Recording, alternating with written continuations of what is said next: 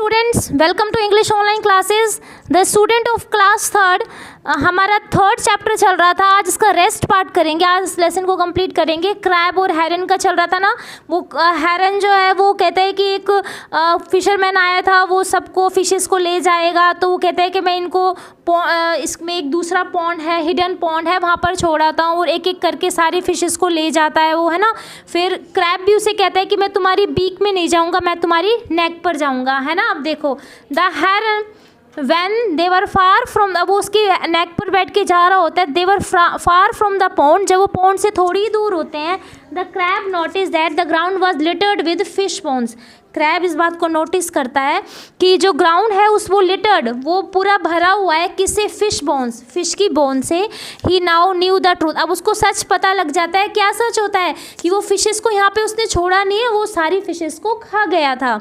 The heron had not been saving the fish, heron ने fishes को save नहीं किया है। He had been eating the fish himself, उसने फिशेस को खुद खा लिया है। एंड द क्रैब न्यू, और क्रैब अभी जानता था कि ये उसने फिशेस को खा लिया है।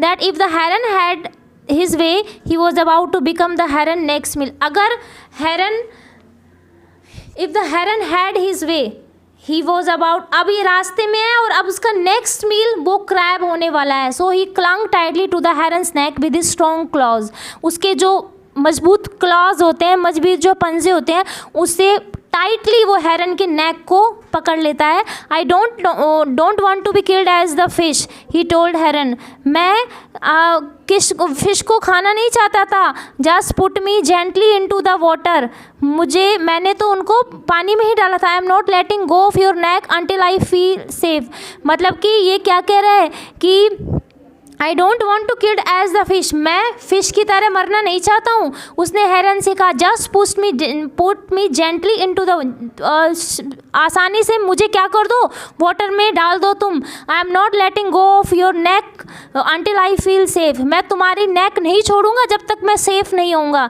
The heron was force to do as the crab, heron को वो करना पड़ा जो क्रैब ने कहा। ही वॉज क्वाइट एनॉयड, वो बहुत नाराज़ था। Since he had been looking forward to eat the crab for supper, क्योंकि उसे तो सपर के लिए यानी कि इवनिंग के मील के लिए क्रैब को अपना भोजन बनाना था ना। And that's why to this day, और इसी दिन से, उस दिन से crab and heron have no friendship between them, crab और हेरन की फ्रेंडशिप क्या हो गई, ख़त्म हो गई। क्योंकि उसे पता चल गया था क्रैब को कि हेरन कौन है। Heron is a very clever and अपन बोल सकते हैं लायर, वो बहुत बड़ा लायर था, उसी ने ही सभी फिशेस को खाया था। अब नेक्स्ट क्लास में हम इसके क्वेश्चन आंसर करेंगे। तब तक के लिए good bye, have a good day, stay home, stay safe.